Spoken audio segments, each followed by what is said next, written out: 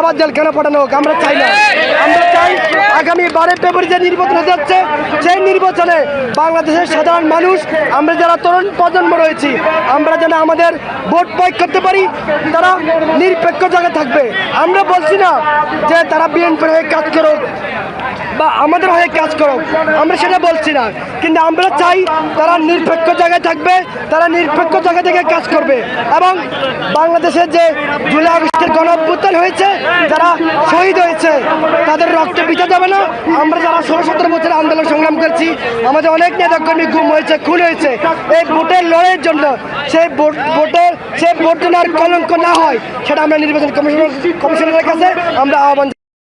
আমরা সবাই এখন পর্যন্ত তত্ত্বাবধায়কের অনেক কাজগুলো ভালো দেখেছি, কিন্তু যে কাজগুলো এইসব দলের তত্ত্বাবধানে করতে চাচ্ছে, যেমন আপনার পোস্টাল ব্যালট নামে যে একটা কথা আছে, সেখানে একটি সংগঠনের প্রতীক এমন জায়গায় দেওয়া হয়েছে, আর সারা বাংলাদেশের যে জনপ্রিয় প্রতীক ধানের শীষ প্রতীক, সেটাকে একটি অপমানজনক জায়গায় রাখা হয়েছে।